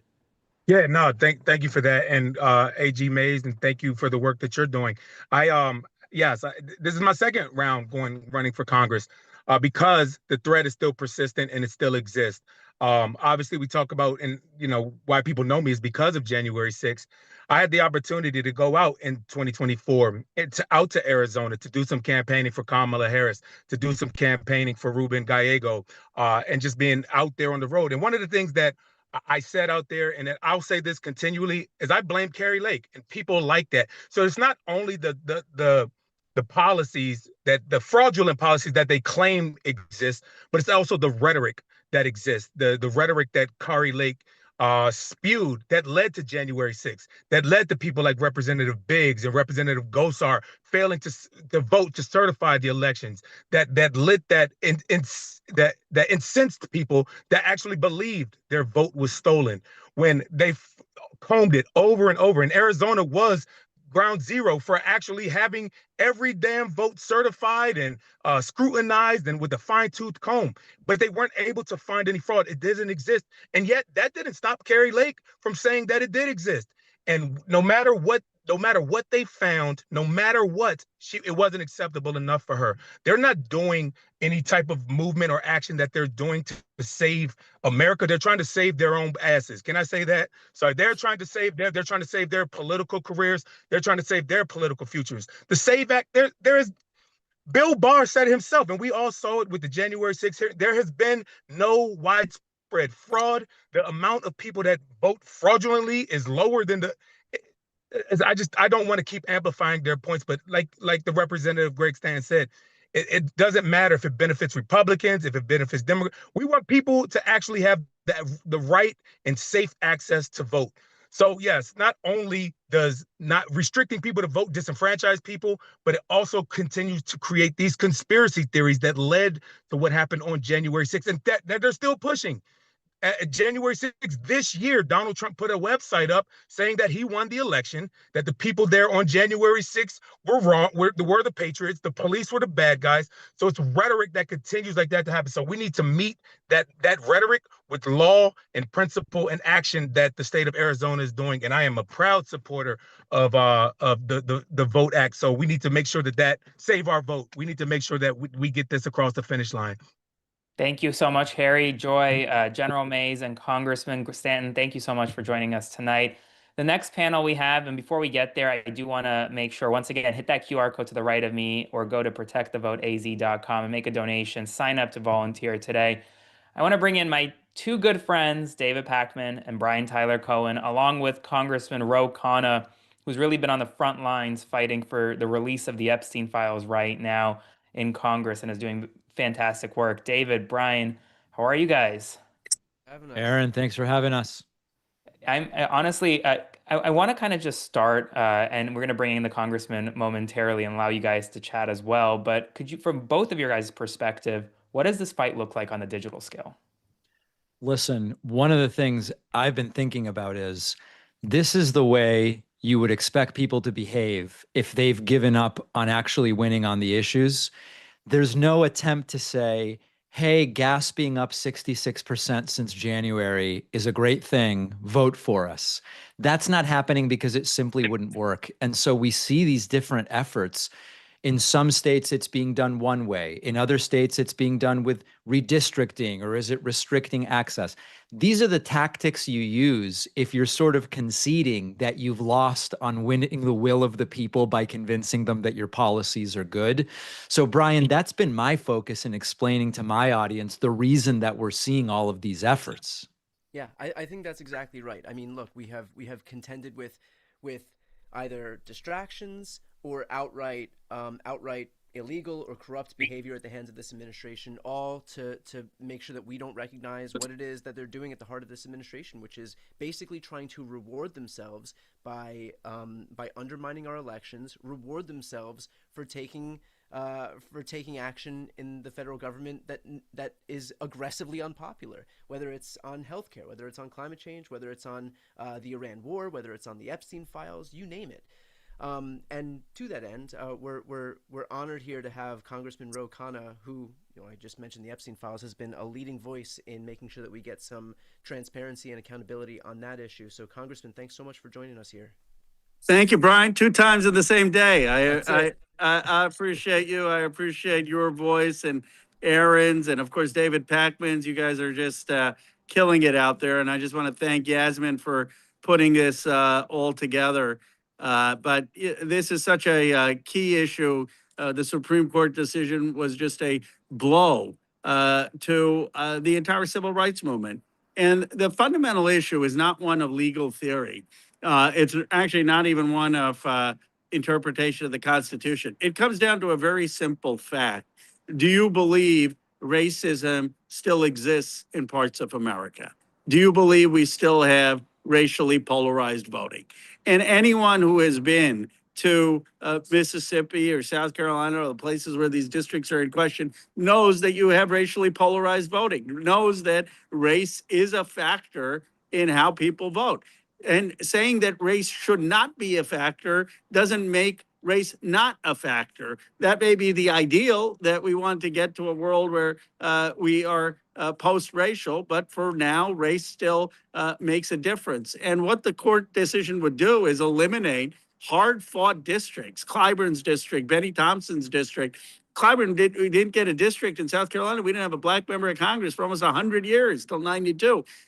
Eliminate those districts, which may not affect us in 2026. It may not affect our current members, but would totally squelch the next generation of black leadership coming from the place that gave us the civil rights movement. It is a enormous blow.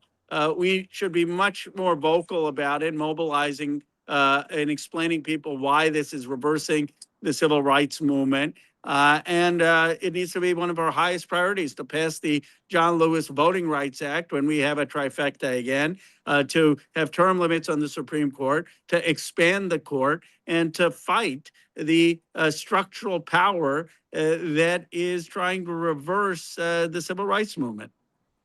If I could ask a quick question on that, I'm actually glad that you brought up expanding the Supreme Court because, we spend so much time trying to make everything work that we need to make work, meaning we have to elect a Democratic majority in the House, a Democratic majority in the Senate, a Democratic president. When we do that, we then have to, all the stars have to align so the filibuster could be eliminated. Then we have to pass a new Voting Rights Act that actually fixes a lot of the issues that we're contending with right now. But on the other end of all of that, all of those things that have to go perfectly, is a 6-3 conservative court that has just shown us, broadcast, that they're willing to strike down any law that doesn't comport with their political ideology.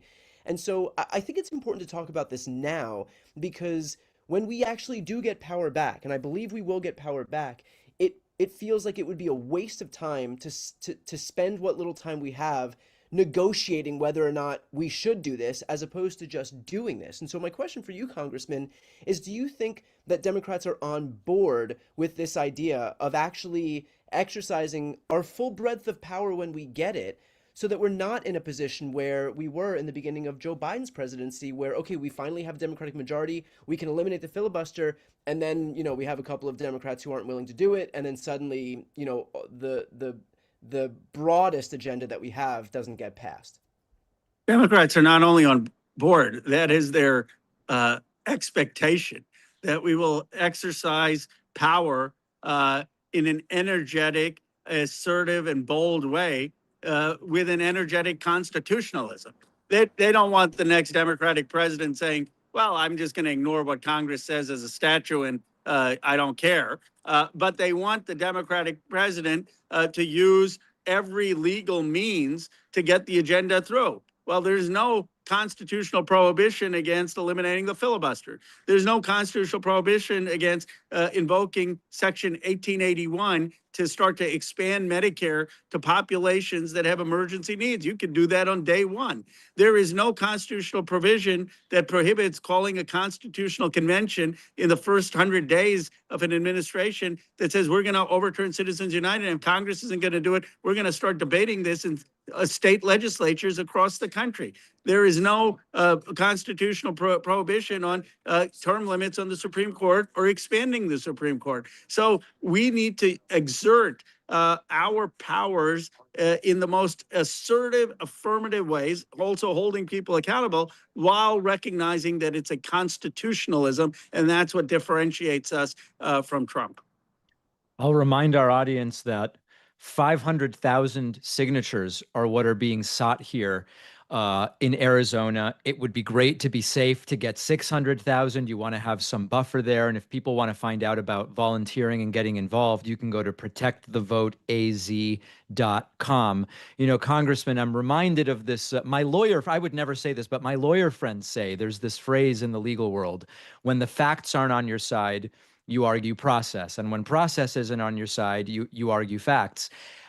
We have a situation right now where the Republican Party is not arguing facts, and they are not trying to make it easier and more and simpler to go out and vote and express what may be your displeasure or maybe your pleasure with what's going on.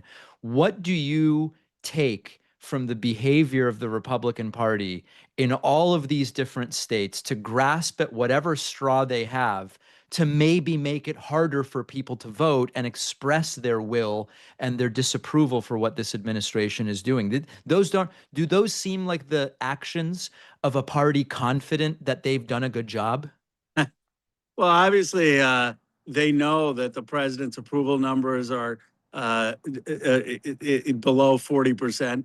They know they're going to lose the House and have a decent chance of losing the Senate. But it goes beyond that. The astute observers of American politics, I think, see voters under 50 and believe that there is an emerging multiracial coalition for economic justice, that the American population wants a cohesive multiracial democracy, and they want a democracy that's going to have universal health care, Medicare for all, child care, tax on billionaires, a new social contract. And that the only way truly to prevent that without kind of unicorns like Donald Trump, who managed to charm by talking about forgotten Americans, is to entrench a counter-majoritarian power structure, whether that's on the Supreme Court, whether it's the Senate filibuster, whether it is making it harder to vote. And I believe there has been an intentional project among people who see the trend lines to make that counter-majority power entrenchment a reality.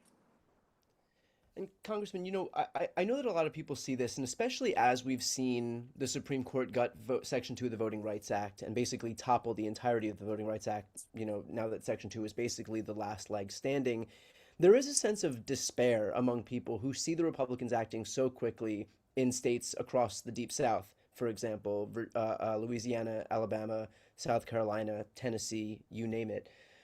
What do you say to those people who kind of see a possible retrenchment to what they might have experienced in life in America pre-1965 and kind of see it rearing its head again? What do you say to those people who feel kind of a sense of despair that I think Republicans are hoping people will feel? I understand the anger and the frustration of what it feels like to go backwards. I mean, we're talking about 250 years of slavery. We were talking about the scars of 100 years of Jim Crow. We're talking about Reconstruction that was cut short with the Southern Redemption. We're talking about the scars of colonialism. And my grandfather spent 4 years in jail as part of Gandhi's independence movement. And many of us were born thinking that this nation had overcome those ugly strains after decades and decades of sacrifice, and that we were the beneficiaries of moving towards Frederick Douglass and King and Obama's dream of a multiracial democracy.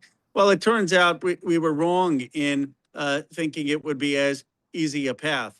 But we can take a heart and courage from the fact that our path still is not as hard as John Lewis's or Jim Clyburn's or Dr. King's or people who have had to endure much worse, and that we now need to do our part in this relay to fight for justice, and that duality has been America's story, but with perseverance and fight, we managed to keep inching it forward, even if it's not a linear line. Congressman Ro Khanna, Brian Tyler Cohen, the website people can go to learn more about this is protectthevoteaz.com. And I guess to be polite, I should throw it back to our great host today, Aaron Parnas. Oh, Aaron's gone. There he is. Hey, folks. Yes, thank you guys so much, all three of you, for joining us tonight. Congressman David, Brian, thank you so much. Really, really appreciate it. And as we wrap up this evening, I want to bring back Congresswoman Yassamin Ansari, who has been the leading voice in this fight. I know a lot of you guys have been with us since the start of this panel at just about 2 hours ago. And if you haven't yet, go to protectthevoteaz.com. or the QR code. Congresswoman, how are you feeling tonight? And finish it off for us. Thanks, Aaron. Thank you to everyone who is still tuned in. I'm feeling so excited, so hopeful. You know, it's been a crazy day. I'm here in DC because today we had another deposition as part of our Epstein investigation. I'm on the House Oversight Committee, and we had the Commerce Secretary, Howard Lutnick, in front of us talking and lying over and over again to the American people. And I have been witnessing and experiencing the most egregious cover-up in American history. And that cover-up and what the Trump administration is doing in regards to their refusal to bring justice to the survivors of Jeffrey Epstein is just one part of the story. And there is this massive trend right now with the Trump administration of distraction after distraction after distraction as they go after our rights, as they take away our health care, as they make life more expensive and less affordable for everyday Americans. We are in the midst of a wildly illegal and reckless war with no end in sight. And then, of course, as we've been talking about tonight, we are seeing Donald Trump and Republicans all over the country go after our voting rights, whether it's the SCOTUS decision from last week to Republicans in Arizona who are trying to end mail-in voting and suppress voters. So it is campaigns like this and movements like this, Protect the Vote Arizona, that keep me so hopeful. And that's why I'm so excited to be chairing this campaign and why I'm so excited to have so much support from around the country, because what happens in Arizona, just like what happened in California with redistricting, just like what's been going on in Virginia, we have to lead in this fight, and we have to show that when people come together and organize from the ground up, we can win. And so I just want to end with one more huge call to action tonight for anyone still tuned in. Please get involved. We have huge goals we have to hit. 500,000 signatures by July 2nd. We're going to make it happen, but we're going to need all of you to be part of that fight to make it happen. So please go to protectthevoteaz.com, sign up to volunteer, grab a petition, signature sheets from us, and collect them in your neighborhoods, at coffee shops, at local businesses, and get them back to us. And if you're not in Arizona, please chip in. If you're still watching, if you could chip in $5, $10 today to help our efforts to make sure we can get people on the ground knocking on doors to collect these signatures, we know we can win, and we will stand up to Donald Trump. We will stand up to extremism, and we're going to win. I know we're going to win. We're going to win. Heard it here first.